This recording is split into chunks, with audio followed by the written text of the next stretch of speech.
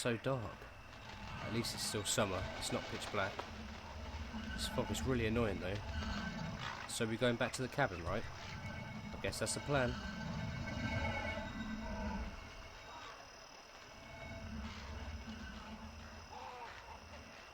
Is that someone following us?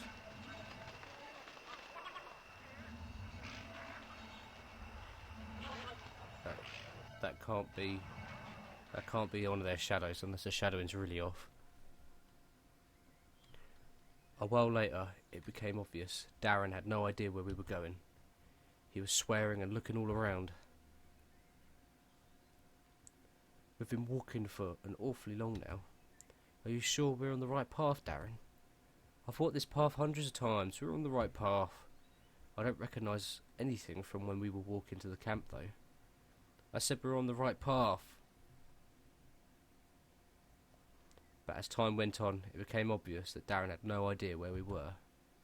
Darren couldn't find the path. Maybe it was the fog. Maybe the darkness. Maybe something else. Either way, we were lost. I kept looking behind me. I was having that feeling where you think someone is watching or stalking you. I nearly tripped over Celeste when she fell. Help Celeste up? Yeah. I took Celeste's hand and dragged her to her feet. It was getting mistier.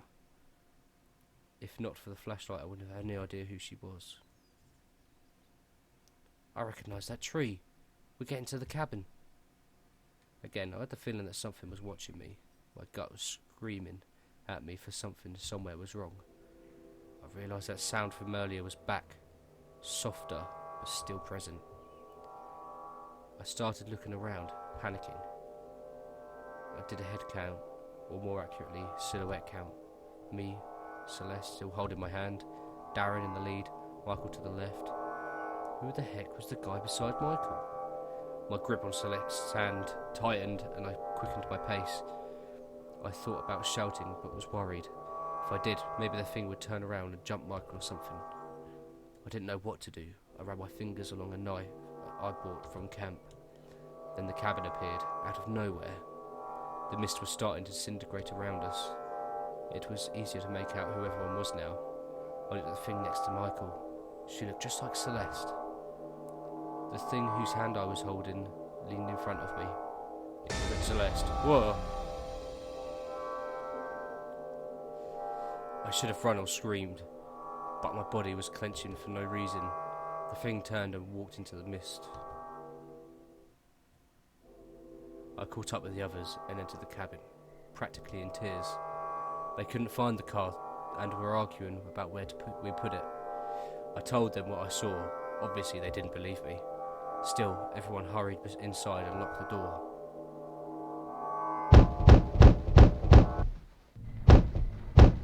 He followed us here. He really wants something from us.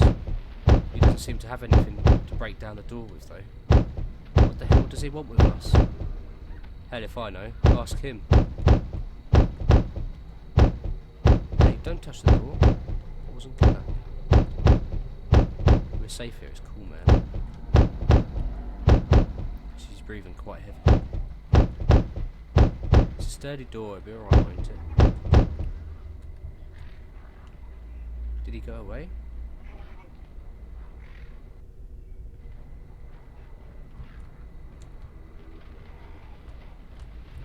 Oh, that made me jump. Shit, the bastard hit the breaker. But he can't get in right. Yeah. Celeste? He is just trying to scare us. Take it easy.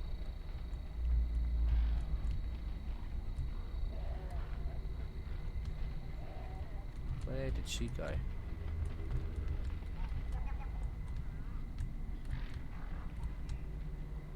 Play some cards here before going out camping. Oh, there she is. Oh, seems to be hyperventilating. It's alright, Celeste. The door is locked, and it's the only way in. We're safe here. No response.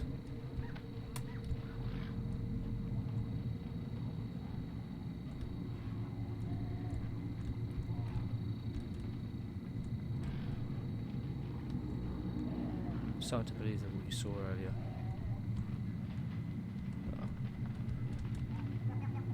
fine, he's just trying to just let it run. Anything down here?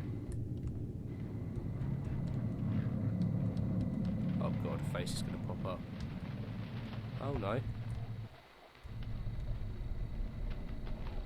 Uh-oh. Oh no, she's still there.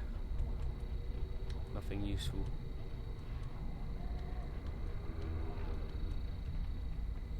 How am I meant to go now? A very simple kitchen. Various tablewares.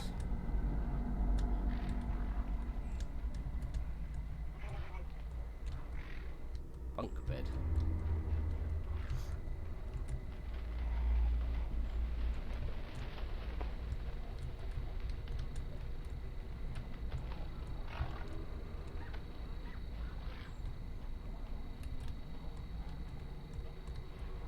Bench made of a big tree trunk, a table.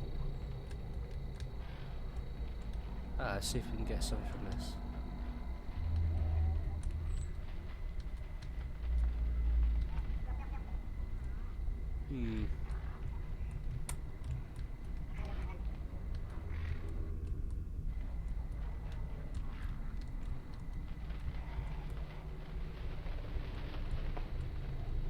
Curious. Some board games.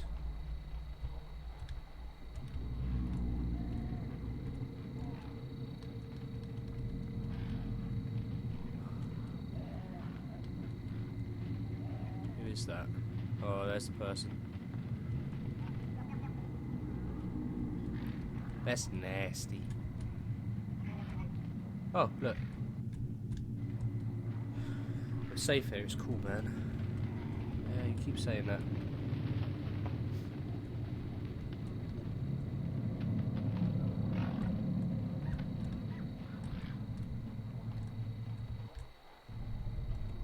Ah, went through. You saw something looking like me. Better not touch it.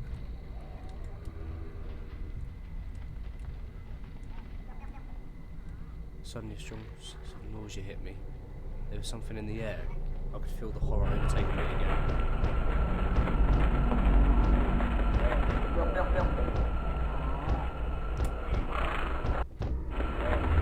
What's going on here?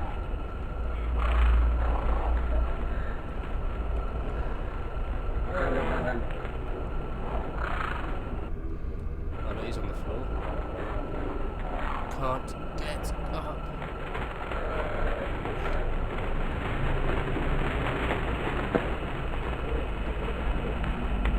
This is rather strange. End up on the door again. I don't feel so good.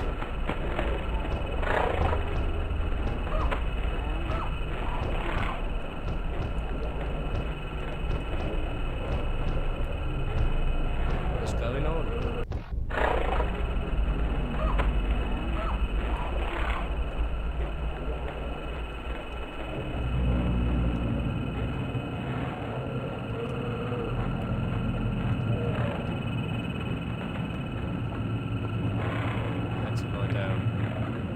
Sleep. I wouldn't even have if I could. I just wanted to rest. I waited for the world to stop spinning and looked out the window. Oh, there he is. There was someone in the tree. I stared back, not able to register what was going on. I quickly pulled the blinds down. Celeste came through the door. She looked pale and disabled. I dragged her to the bed and laid her down. She was gasping for air as if something was suffocating her. Eventually her breathing became more regular. I asked her where the others were. She shrugged. The room had stopped spinning a bit, but I felt far from good. Oh, suddenly a voice could be heard from a locked door. What was worse though, was that it was Celeste's voice. Let me in, let me in. God, let me in there. I impatiently pulled my knife from my pocket and placed it at the Celeste lying on the bed. Her eyes grew wide with shock and alarm, but they could have been faked. What are you doing? No, I'm the real one. The one out there, that's the imposter. I was kind of in a trance, unsure what to do, and staring down at her. Maybe I would have stabbed her if the voice at the door hadn't changed somehow, just in some low, deep, guttural voice. Then it became high-pitched, like a little girl's. I pulled my knife away. I snapped out of the trance. Now the nausea was returning. I got to the door and opened it. There was nothing there but a trail of black liquid. Don't tell me I've got to follow it. Suddenly I've got this feeling.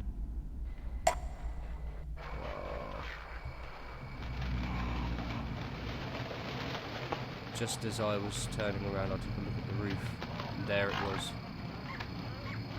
It was close to a corner, about to turn. It looked like an albino male with really long limbs. He had fingers instead of toes, and all 20 of them were elongated. He was facing away from me. Suddenly, the head swiveled 180 degrees and stared at me. I started choking up as if suffocated. It was hard to breathe. The thing opened its mouth, slowly and deliberately. I thought it was going to devour me when its tongue snaked out.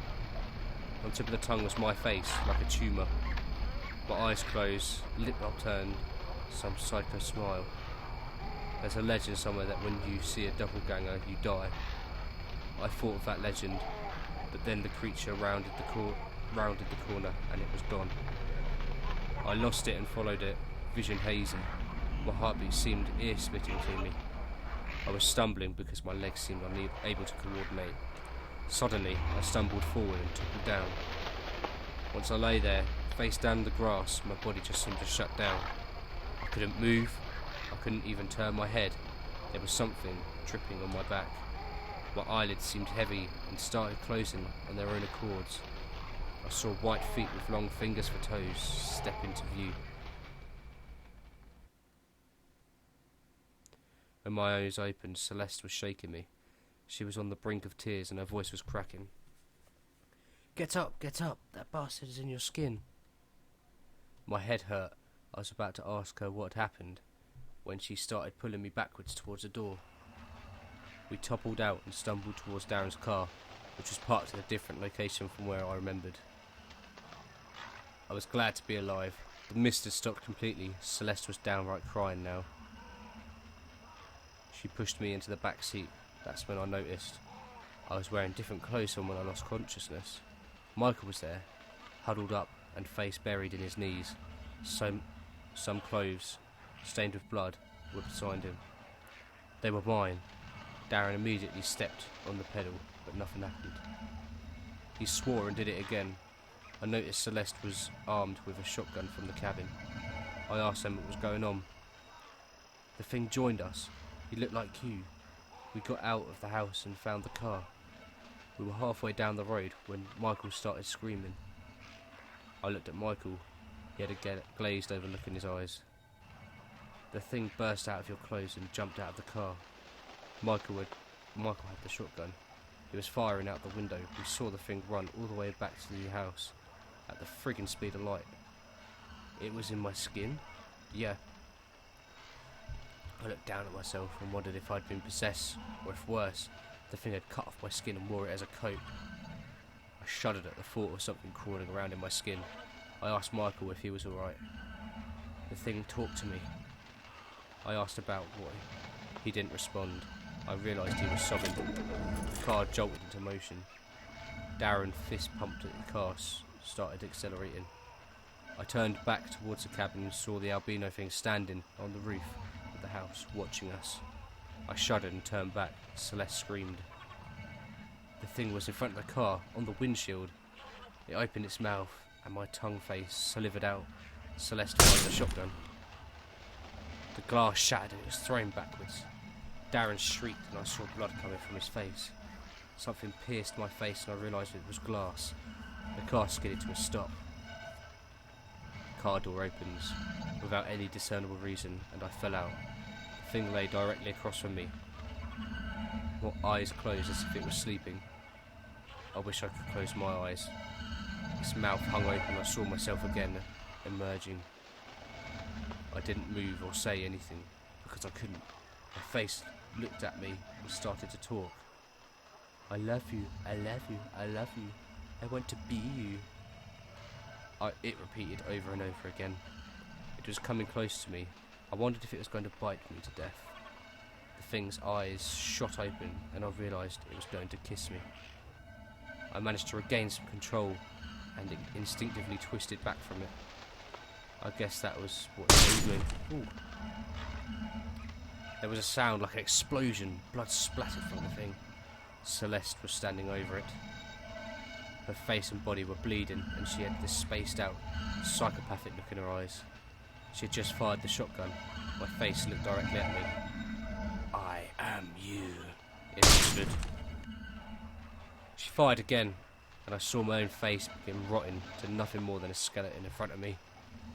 The thing's head flowered open. That's the best word I can describe it. Its head kind of split and split again, peeling away. I saw faces, lots of them, all on the inside of its head. I think I saw Celeste and Michael's faces. They were whispering something unintelligible. In the centre, where the brain should be, there was a single red cat-like eye that was rotating in its socket. It was producing the mechanical droning sound. Celeste fired one last time.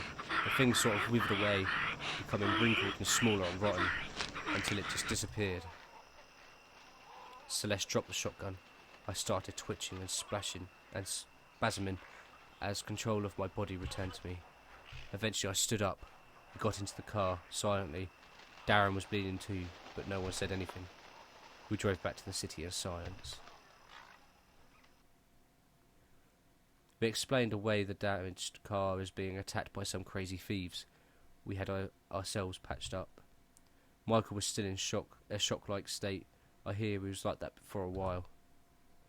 When I asked him what he thought of the incident later, he denied it ever happened with compelling conviction. His eyes looked dead, and he had lost weight. I don't know if he forced himself not to remember, or if he genuinely knows nothing of it. I know what I saw, but I can't remember the exact place. It's been 2 months now. We still refrain from talking about it. If you were expecting some huge twist or something, you'd be disappointed. I still don't know what we met out there. I don't want to know, actually.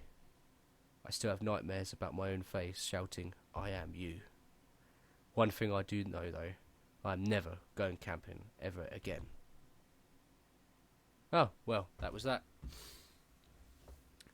Not a lot of gameplay in that. I thought it was going to be more like a Witch's House puzzle solving type thing, but it was fairly linear. But if you want to see any more of these types of